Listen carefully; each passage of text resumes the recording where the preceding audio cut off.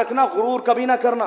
نوجوانوں، ماہ عزائے محرم آنے والا ہے اور ہمارا مزاج یہ بن جاتا ہے کہ جس محرم کے مہینے کو یہ کہا گیا ہے کہ محرم الحرام، جس میں جنگ کرنا حرام ہے، ہمارا مزاج یہ ہو جاتا ہے کہ محرم کا چاند نمودار ہوا، تم میرے گھر فرش عزا پہ نہیں آئے گا، میں تیرے گھر نہیں جاؤں گا، یہ میرا عزا خانہ ہے، یہ میرا ممبر ہے، یہ میرا مولوی ہے، یہ میرا نوحہ خان ہے، یہ میرا مرثیہ خان ہے۔ اچھا مجھے انصاف سے بتائیے، جب سب کچھ ہم نے اپنا کر لیا تو پھر ہمارے حسین کا کیا رہ گیا؟ لہٰذا حسین کو تقسیم نہ کرو، حسین سب کے ہیں، جتنے حسین آپ کے ہیں اتنے ہی میرے ہیں، جتنے میرے ہیں اتنے ہی کسی غریب کے ہیں۔ حسین کو تقسیم نہ کرنا، حسین کو بانٹنا نہیں، غرور نہ کرنا۔ ہوتا یہ ہے کہ فرش عزا بچھایا، حسین کے نام پر مجلس کر دی، لنگر لگا دیا اور اس کے باہر دروازے پہ کھڑے ہو کے کہہ رہے دیکھا آج ہم نے 10 دیغیں اتروائی، لوگ اتنا کھاتے میاں، کیا کرے، اتنی دولت اٹھ گئی، اتنی دولت اٹھ گئی۔ جملہ کہہ رہا ہوں، اگر ایک بھی خاموش رہا تو تکلیف ہوگی۔ حسین کے نام پہ غرور نہ کرنا، حسین کے نام پہ لٹا کے گھمنڈ نہ کرنا۔ ہاں اگر گھمنڈ کرنا ہے تو اس بات پر کرنا کہ اتنی بڑی کائنات میں حسین نے اپنی عزاداری کے لیے فقط مجھے چنا ہے۔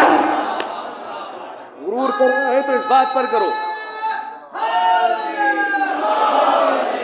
کرنا ہے تو اس بات پر کرو کہ اتنی بڑی کائنات اور حسین مجھے چن رہے ہیں، مجھے، ورنہ حسین کے پاس بڑے بڑے پیسے والے پڑے ہیں دنیا میں، حسین سب کا پیسہ نہیں لیتے۔ جملہ رائے گا نہ جانے دیجیے گا خدا کے لیے، مجھے معلوم ہے کہ گرمی کا احساس ہے، لیکن بس تھوڑی سی امانتیں ہیں جو آپ تک پہنچانی ہے۔ کائنات میں ایک سے ایک بڑا پیسے والا پڑا ہے، حسین پیسہ بھی سب کا نہیں لیتے ہیں، حسین پیسہ لیتے ہی اس کا ہے کہ جس کا پاک ہو، اس لیے کہ حسین سب کے پیسے نہیں لیا کرتے۔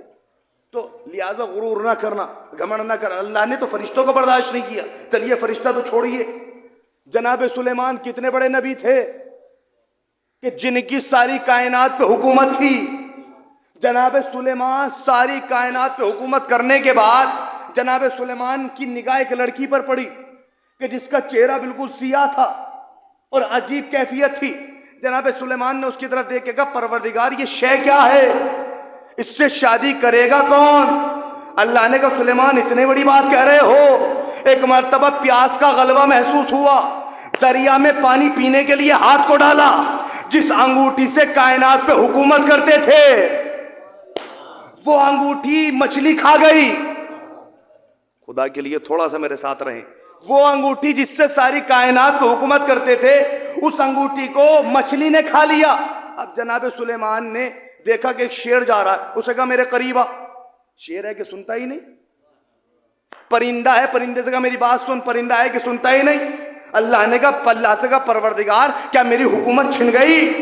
اللہ نے کہا سلیمان یہ بتاؤ کہ انگوٹھی کہاں ہے؟ خدا کے لیے تھوڑا سا میرے ساتھ رہے۔ سلیمان یہ بتاؤ کہ انگوٹھی کہاں ہے؟ اب جو انگوٹھی دیکھی تو انگوٹھی ہے ہی نہیں۔ پروردگار وہ تمہیں پانی پینے گیا تھا، شاید مچھلی نے نگل لیا۔ اب وہ جو بیٹی جس کی لڑکی کو کہا تھا کہ پروردگار اس سے شادی کون کرے گا، اس کا باپ جو ملا تھا، ملا جانتے ہیں ملا کسے کہتے ہیں؟ میرے اپنے نوجوان بھائیوں کو بتا چلوں کہ ملا وہ ہوتا ہے کہ جو کشتی میں بیٹھ کر، ناؤں میں بیٹھ کر مچھلیاں نکالتا تھا۔ اس کا باپ ملا نے اپنے جال کو اٹھایا، اٹھانے کے بعد ناؤں میں بیٹھا اور جا کے جیسے ہی دریا میں اس نے جال کو ڈالا تو جس مچھلی نے سلیمان کی انگوٹھی کو نگلا تھا وہی مچھلی اس جال میں پھنسی۔ اس نے مچھلی کے پیٹ کو چاک کیا، اس انگوٹھی کو نکالا۔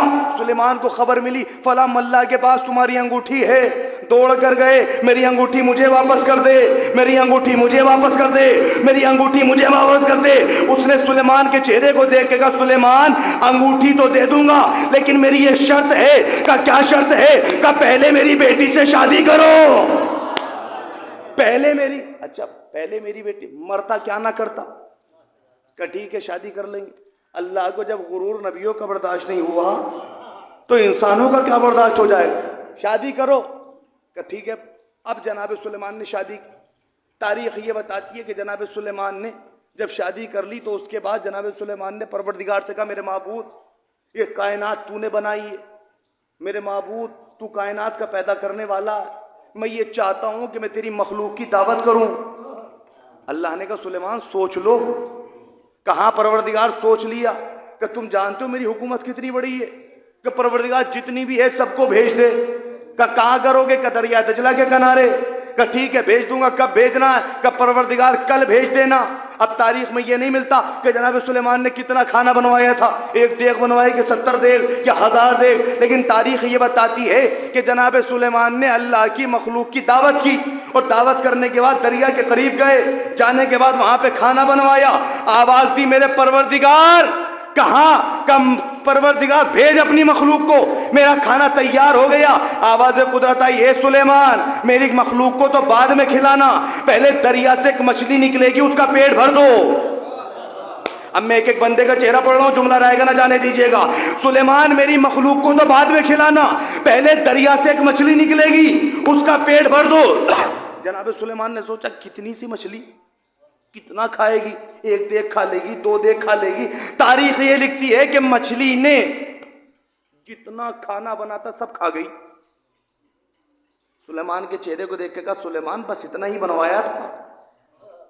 جناب سلیمان نے کہا بھائی اتنا کھانا بنا تھا اور بننے کے بعد تو یہ کہہ رہی ہے بس اتنا ہی بنوایا تھا؟ جناب سلیمان کہتے ہیں کہ اتنا کھانا تو کھا گئی، اب کیا کرے گی؟ مچھلی نے سلیمان کے چہرے کو دیکھ کے کہا سلیمان جتنا کھانا بنوایا ہے اگر اتنا ہی کروڑ بار بنوا لے تب بھی میرا پیٹ نہیں بھرے گا۔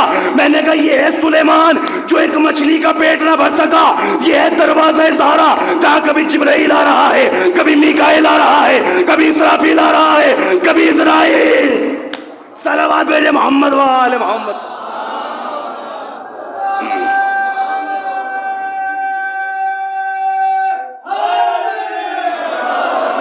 سلیمان کہ جو ایک مچھلی کا پیٹ نہ بھر سکے، اور یہ ہے دروازہ زہرا جہاں کبھی جبرائیل جیسا فرشتہ بھکاری بن کر آیا، کبھی میکائیل بن کر آیا، کبھی اسرافیل بن کر آیا۔ تو اللہ نے کیا کہا؟ بعد میں کھلانا میری مخلوق کو، پہلے اس مچھلی کا پیٹ بھرو۔ انہوں نے کہا پروردگار یہ تو سارا کھانا کھا گئی، میرے معبود اب کروں کیا؟ آسمان کی طرف سر کو اٹھا کے کہا پروردگار تیری مخلوق ہے، تو نے پیدا کیا ہے، تو ہی جانتا۔ ابھی یہ کہہ ہی رہے تھے کہ ایک چھوٹا سا پرندہ